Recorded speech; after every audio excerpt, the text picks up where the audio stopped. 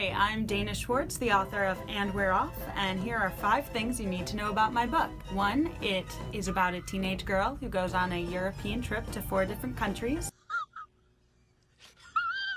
2, it involves a very cute boy with an accent. 3, it is based on the trip that I took after I graduated college. 4, I wrote it while I was interning at The Late Show with Stephen Colbert.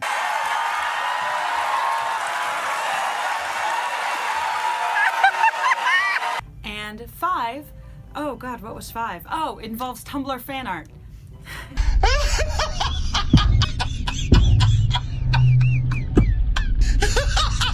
What's going on, everyone? Jeremy here from The Quartering, and we've got some spicy stories today.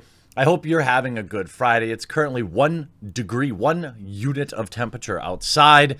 So I'll be inside playing video games, making videos because, well, the wife's out of town on Valentine's Day. So if you want to be my Valentine, make sure you leave a like on the video and ask me in the comments to be your Valentine. Now, many in the past have tried to take on South Park, and none have succeeded.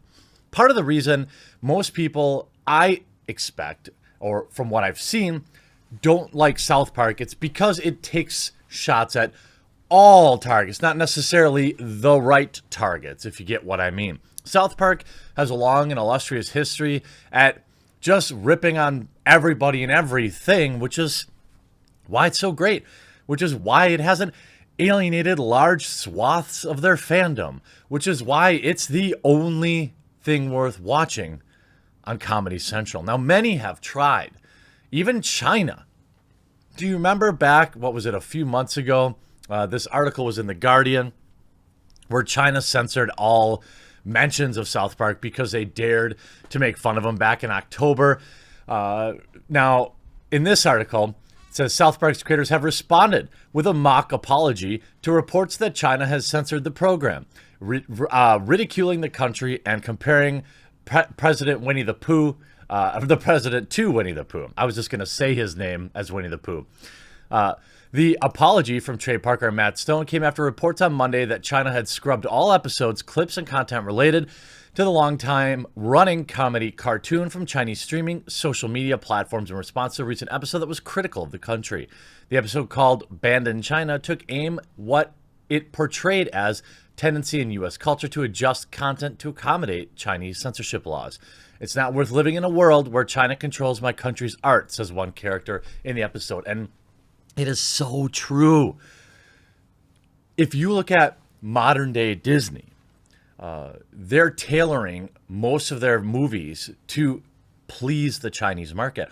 If you've noticed, if you watch the pre-credits and the post-credits in a lot of these movies, you'll see a suspicious partner with a lot of these films called Tencent.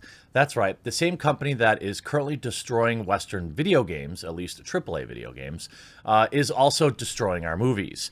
People become so obsessed with the easy money that they can make in China that they forget they still have customers here, which is why cinema numbers continue to go down year after year, and AAA titles that turn their love to the Red Sea, or whatever you'd want to call it, the Winnie the Pooh land, they abandon their Western customers too. Blizzard is a perfect example.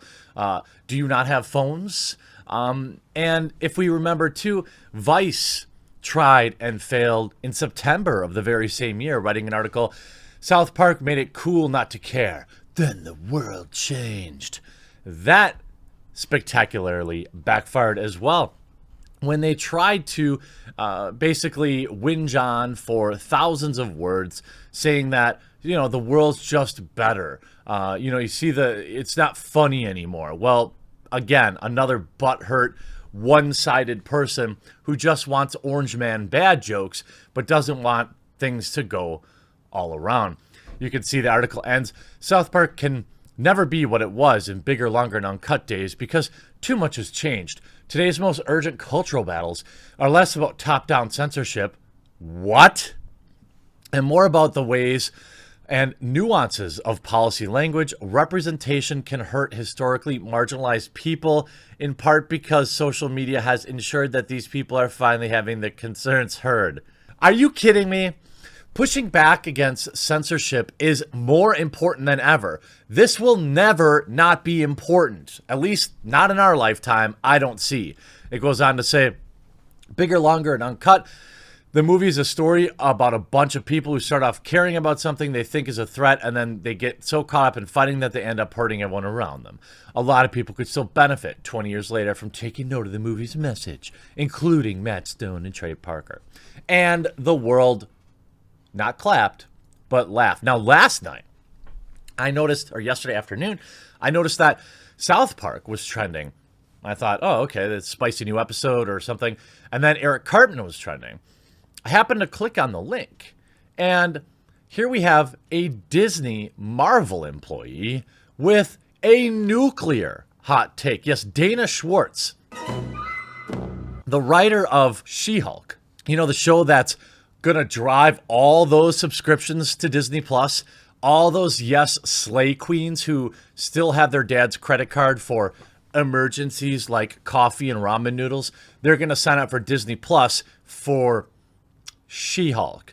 Well, she put out an interesting hot take, perhaps the hottest South Park take. Yeah, it reads, in retrospect, it seems impossible to overstate the cultural damage done by South Park.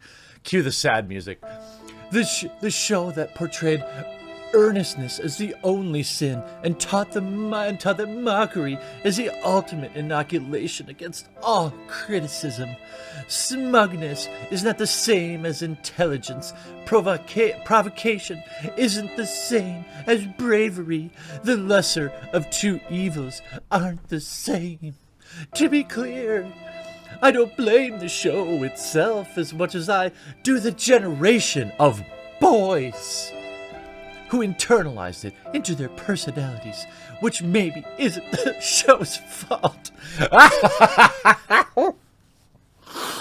So, South Park is such a problem, but only for men. Only for men. Remember that. She goes on, then, this is so typical. Somebody puts a spicy hot take out there, and then they immediately turn around and virtue signal and say they're being victimized by backlash. So the very next tweet is, some very normal, well-adjusted South Park fans, which is okay. One of the funniest ones is, don't be upset because you're a woman and therefore genetically unable to be funny. Say something funny, Wendy. We can't wait. I'm not funny. Hey, girls are funny, Wendy, okay? Get over it.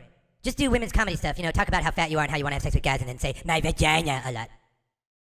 I don't feel like being funny right now. And that's just the kind of sexist bullcrap that's going to keep you in the kitchen. Sit your ass down.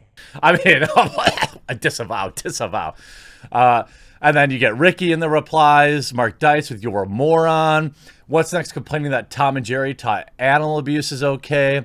Neon Taster goes, so I guess you learned to be smug and belligerent elsewhere. And then you have stuff that's like, if you're offended by this tweet, I'm sorry that you're easily triggered. Oh, that was her. But you do get some white knights in the replies, of course. We're living in a generation of trolls who don't realize Cartman is supposed to be a joke, not a hero. Bro, I really hope she sees this. I mean, seriously, I hope she sees this. But then, of course, Data Racer, at DataRacer117, compiles some interesting tweets from Marvel writer. Marvel She-Hulk writer wants to cancel South Park because it's damaged our culture. She's an SJW who wants to ban schools to ban books written by white men and abuses Star Wars fans calling them dweebs. Oopsie! So we see the original tweet, and then we can look at what Dana has said about them. Matt and Trey are rich white guys, and they've convinced a generation of scared, vulnerable young men that irony will never hurt them. How about this nice little picture here? You know what? Screw it. No novels by white men in high schools for the next 20 years. How about, I'm more scared of an angry young white man in trench coat than I am of ISIS. How about, I'm just warning you all now that the White Man's Guide comes out in November, and I'm going to start tweeting some very provocative literary takes just because it's really funny to me when threatened white men get very mad. And she's just using that to promote her book, which is called The White Man's Guide to White Male Writers of the Western Canon. She posts a selfie of herself in a low-cut top, saying, South Park fans on my Instagram trying to say mean things about this selfie, but like, it's a pretty good selfie. Please validate me. Please validate me. Here's a picture. I'm so above normal, white people, beauty norms, but also here's a selfie. Please validate my beauty. Dana Schwartz is a moron who's going to write a terrible show on Disney Plus, and I hope everyone remembers that when it finally does come out, because it's going to be a hilarious ride. I hope you enjoyed this video. We'll talk to you again real soon.